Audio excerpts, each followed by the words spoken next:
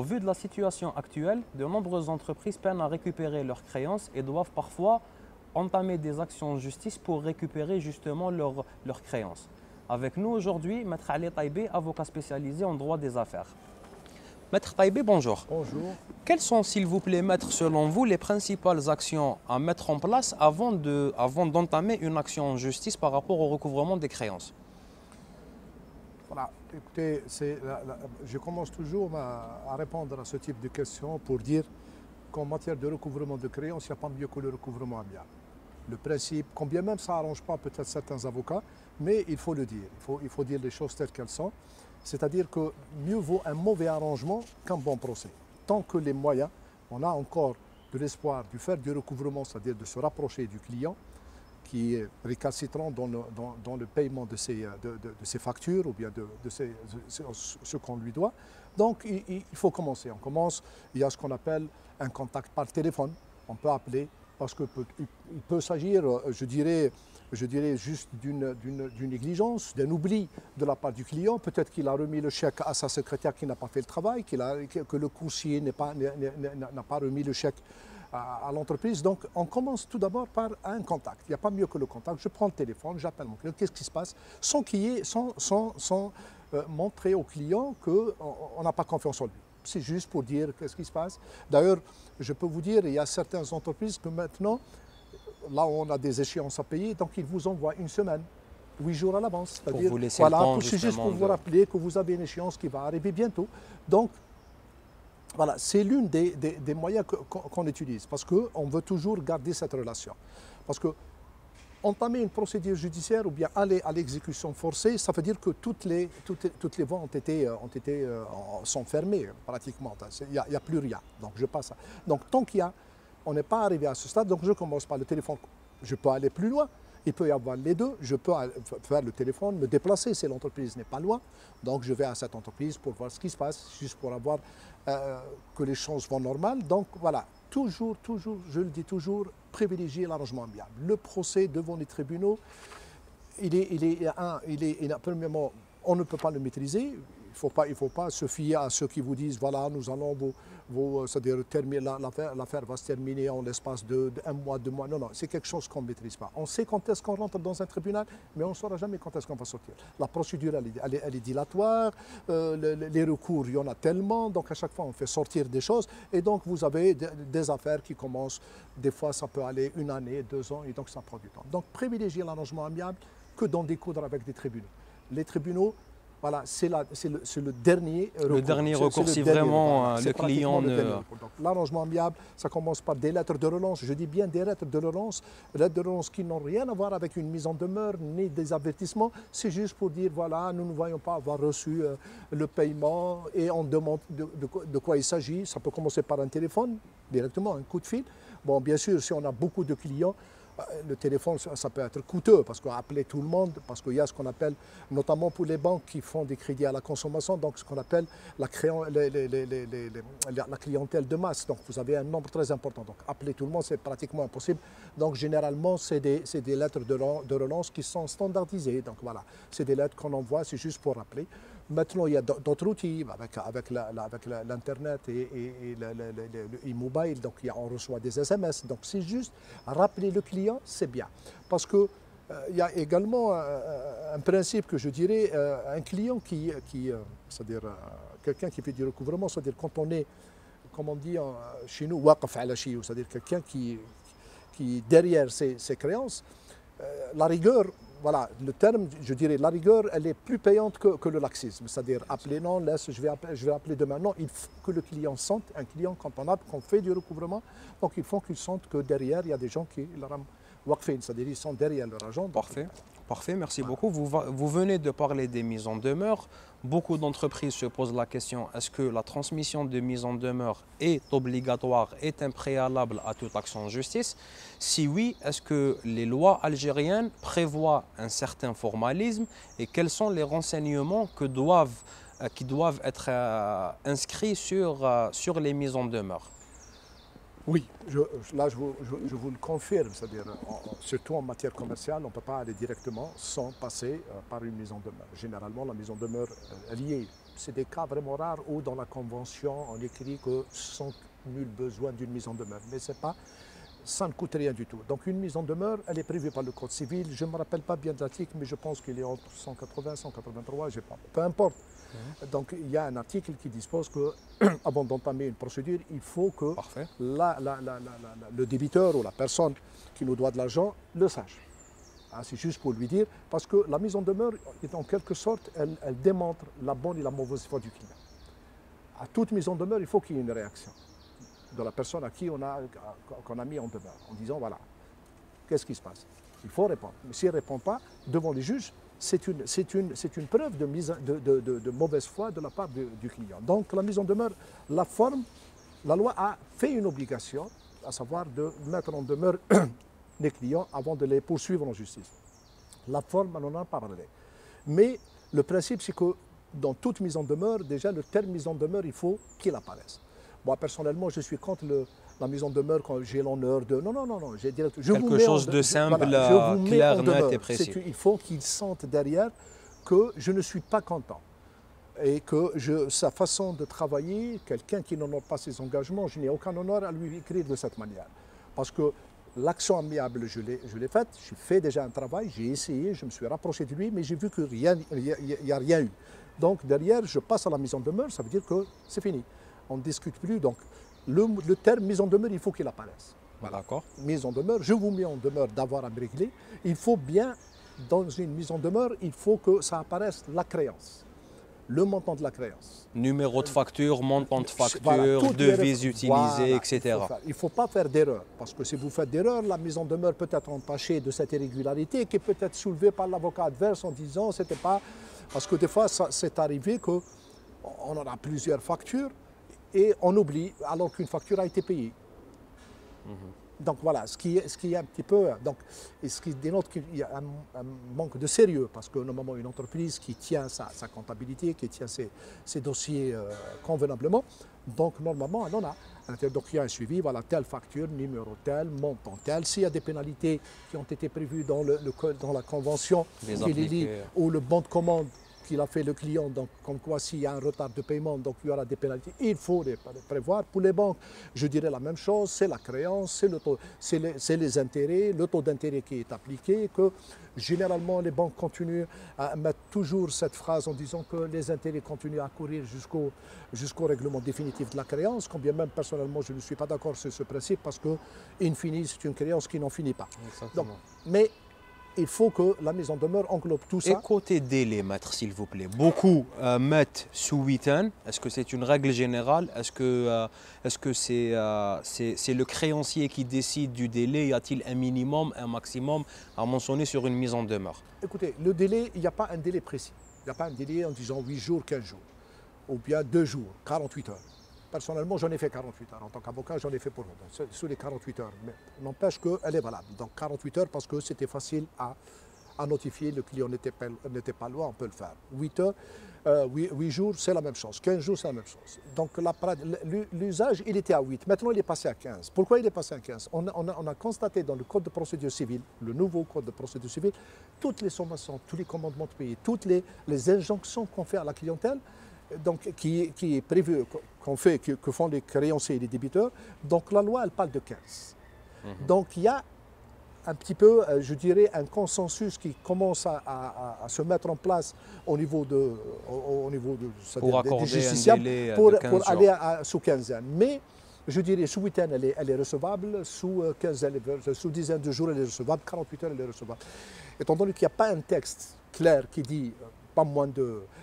Voilà. Donc maintenant, si conventionnellement on a prévu ça, il y a certaines entreprises où il y a certaines lois qui sont spécifiques, notamment pour le secteur public, où ils mettent, par exemple... Les délais sont déjà arrêtés d'un commun accord. Ils sont arrêtés, donc on doit les respecter. Plus que ça, donc dans les mises en demeure, certains vous disent, je fais une première, deuxième, non, une seule mise en demeure. C'est une seule, et je dis bien une seule suffit.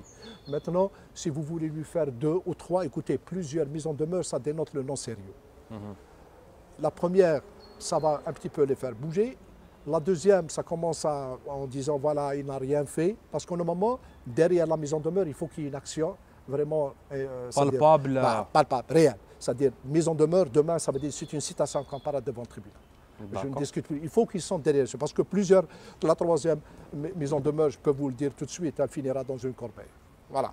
Donc il va dire à sa secrétaire, ah vous vous mettez de côté. Il commence à... Donc le mot est passé, de préférence une seule mise en demeure. Voilà. Parce voilà, que bien écrite, bien rédigée. Il faut aller comme ça. Ça commence une action et à chaque fois que je monte, je deviens plus sévère. Agressif. Voilà, plus sévère. Classe. Comme on dit, basta. Première action, ça n'a pas marché. Deuxième, j'ai fait une mise en demeure, ça n'a kiff. Vous n'avez pas réagi. La troisième, non. La troisième, je vais vous citer à compare devant le tribunal. Vous allez répondre de ça. Parfait, merci. En parlant des actions justement, une action qui est peu connue en Algérie, si vous pouvez nous expliquer, qu'en est-il des sommations de payer justement? Je ne dirais pas, c'est des sommations de payer. Bon, sommation de payer, c'est une injonction. Bon, en termes clairs, sur le code de procédure civile, il en parle des sommations comme étant des avertissements qu'on doit adresser à la clientèle pour honorer leurs engagements. Donc, chez nous, on fait, en fait, les créances, on a deux types de créances. Donc, soit la créance est constatée et revêtue d'un titre exécutoire, donc, personne ne peut contester c'est-à-dire la créance. Et là, écoutez, même on a un titre, ça veut dire, quand je dis un titre exécutoire, ça veut dire qu'il est revêtu de cette formule exécutoire. Ça peut être une décision de justice avec la formule exécutoire, ça peut être une reconnaissance du titre du notaire, ça peut être quelque chose qui émane de l'État. Donc un titre exécutoire. Ce titre exécutoire, quand bien même il a constaté ma créance et ma créance n'est plus contestable, j'ai une obligation, avant de mettre, c'est-à-dire avant de faire l'exécution, d'adresser, ce qui est prévu par le code de procédure, d'adresser ce qu'on appelle un commandement de paie. Ce qu'on dit en termes de tlif bil wafa, c'est-à-dire, et donc, je donne encore, l'huissier va se présenter, donc là, je ne viens pas vers le juge. Je remets directement mon dossier, mes titres à un huissier de justice qui va les prendre, il va adresser un commandement de paie et qui va se déplacer chez votre débiteur. Donc, il lui donne généralement 15 jours.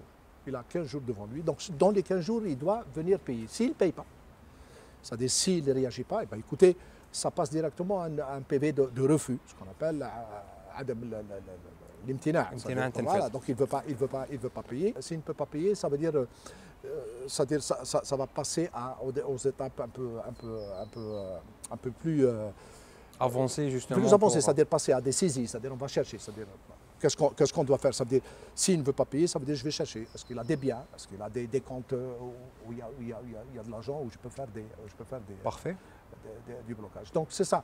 Une sommation, c'est pratiquement la même chose. La différence, c'est que dans les sommations, contrairement à la mise en demeure, et si vous voulez, je reviens là-dessus, puisque c'est pratiquement la même chose, une sommation, généralement, elle est dressée par un huissier de justice. Et même ce qu'on appelle les mises en demeure, donc la loi ne précise pas. Il faut que ce soit par lettre commandée. On s'assure que le client en a pris possession. Recevoir. Donc s'il a pris possession de cette mise en demeure, c'est bon. Donc ça peut être par lettre commandée avec accusé de réception. Je peux me déplacer, accusé de réception au niveau de son bureau d'ordre ou bien secrétariat. Les sommations, non. Elles sont... Il faut que ça soit par huissier de justice. Voilà, ça se fait généralement par voie de huissier de justice. Même les mises en demeure, si je veux qu'elle ait un impact sur le client, il n'y a pas mieux que de l'envoyer par voie de huissier de justice. Ça ne coûte pas cher, vous voyez, c'est généralement une notification d'une mise en demeure, c'est je dirais 2 à 3 000 dinars, mais son impact psychologique sur le client, il est très important. Ça va être plus fort. Ça va être, le client va le sentir, bien sûr. Écoutez, l'huissier, c'est comme disent nos vieilles en Algérie, les vieux, l'oussi. Donc l'oussi, il n'est pas la bienvenue dans les quartiers. Quand un huissier se déplace dans un quartier ou bien il se déplace dans une zone d'activité, et généralement, les huissiers, ils ont cette technique, ils savent que c'est là l'entreprise, mais il va à côté. C'est pas faire un peu de mauvaise publicité. C'est pour dire, écoutez, c'est comme un traîné de foudre, c'est pratiquement tout le monde qui va s'entendre. Ah, l'huissier, il est passé aujourd'hui chez nos voisins, donc il y a quelque chose qui ne va pas. Donc il y a cet impact psychologique qui peut faire réagir la personne. Moi, je le conseille, je le fais pratiquement. J'envoie directement si je veux que le client paie. Voilà, quand on sent ça. Voilà. Parfait. Une fois les documents revêtus de la forme exécutoire obtenus par les créanciers, quelles sont justement les procédures pour entamer l'exécution? Écoutez, si vous avez la formule exécutoire, ça veut dire que vous avez tout, que votre créance elle est là. Donc il reste un petit peu, c'est un peu difficile malheureusement dans notre pays. Nous n'avons pas ce qu'on appelle des sociétés ou bien je dirais des bureaux qui font ce qu'on appelle les chasseurs de créances. Chasseur de créances, c'est comme les chasseurs de primes. Donc c'est quelqu'un qui peut remonter et retrouver les biens de votre débiteur. Donc qu'ils soient des biens immobiliers, se déplacer vers les conservations foncières, qu'ils soient des biens commerciaux, donc aller au niveau de, je ne sais pas moi, au niveau de CNRC pour un petit peu s'assurer est-ce qu'il a un fonds de commerce, et si le fonds de commerce est important parce qu'il est saisissable. Écoutez, la nouvelle loi, moi je la trouve très, très intéressante parce qu'elle permet maintenant, quand j'ai mon titre exécutoire, elle me permet de tout saisir.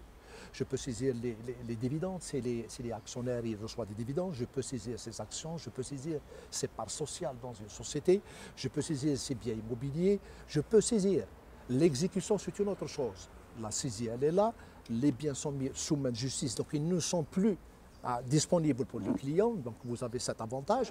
Et bien sûr, parce que certains vous posent la question, mais la loi, oui, la loi oblige qu'on commence par les biens meubles et aller vers les biens immeubles. Mais la saisie est une autre chose. Je l'ai mis sous ma justice. Maintenant, si je vends votre voiture et je vais vendre ce que j'ai trouvé comme bien meuble et je rentre dans mes clous, ça veut dire que je vais récupérer mon argent, ben, écoutez, je vous libère le reste. Maintenant, si je ne rentre pas, je passe. Donc, ça commence par les biens meubles et ça va jusqu'au bien immobilier. Donc, tout ce qu'il possède, il est saisissable. Tout ce qu'il possède, il est saisissable. À moins que je tombe sur quelque chose où la loi interdit la saisie. Maintenant, s'il n'a qu'un seul salaire, ben écoutez, la loi, elle a bien défini le pourcentage qu'on peut saisir. Et en aucun cas, quel que soit le salaire d'une personne, il ne peut pas aller au-delà de 50%. Donc ça commence par 10% jusqu'à 50% et est calculé en fonction du SMIC. Donc voilà, mais sinon sur les autres, ben, les autres biens sont tous saisissables. Donc je fais tous les moyens, parce que j'ai un titre exécutoire.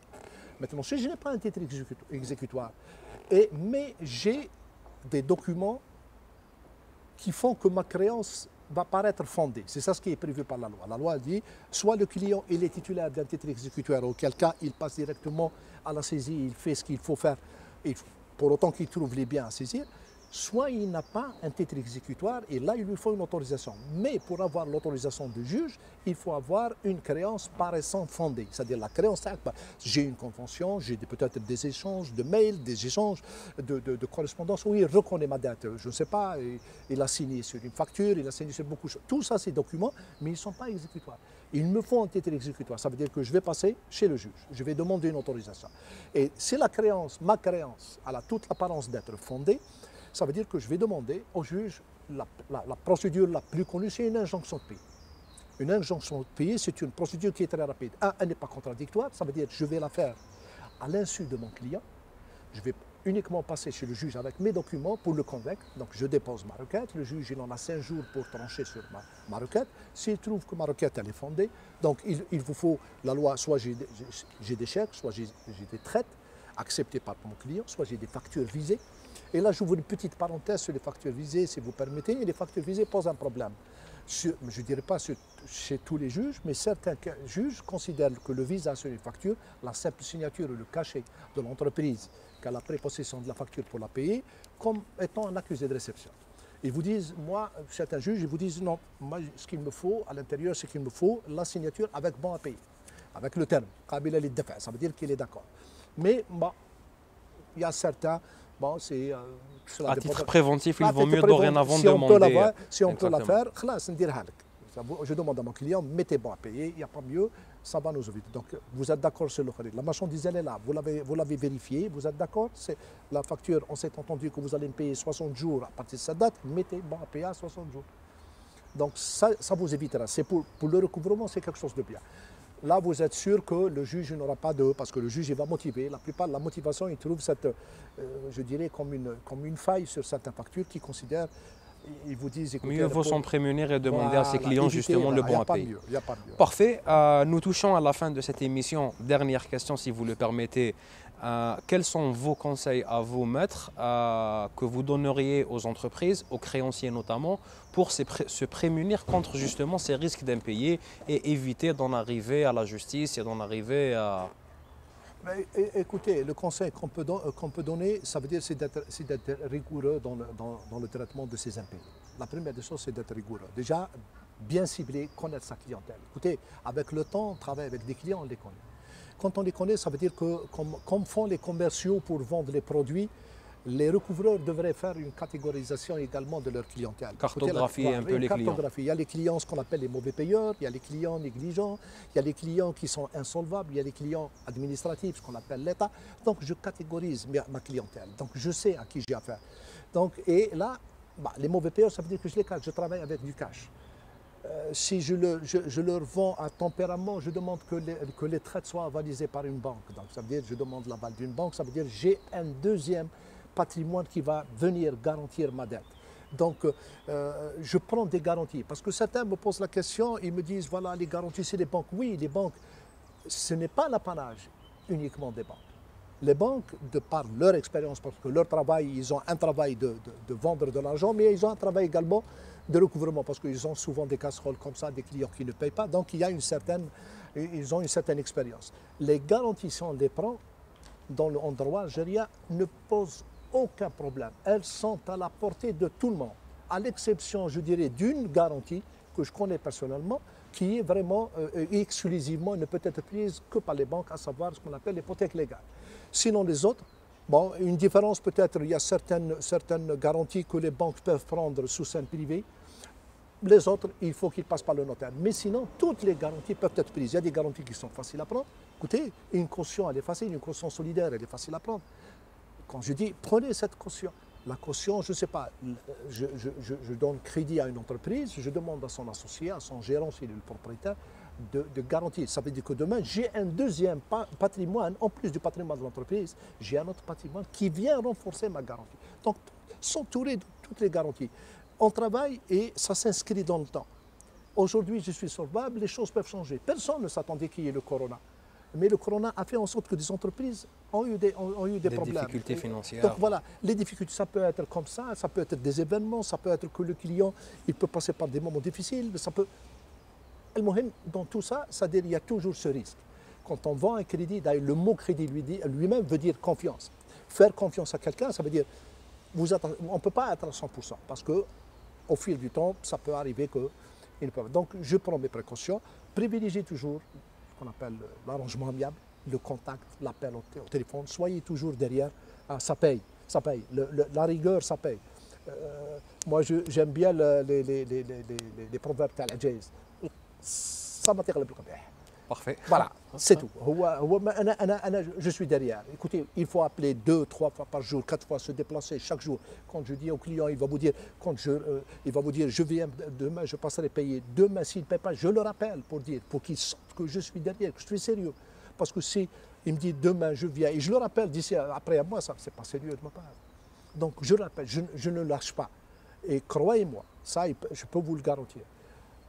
Les débiteurs finiront toujours par payer le harceleur que de payer les autres. Donc, plus on est derrière, plus il vous paye. Demain, s'il a de l'argent, des fonds, il va directement les donner à celui qui l'embête le plus. Voilà. Merci beaucoup, maître, pour la richesse de ces informations. Merci pour vos conseils. Merci d'avoir répondu présent. Nous vous donnons rendez-vous pour le prochain numéro dont vous en parle.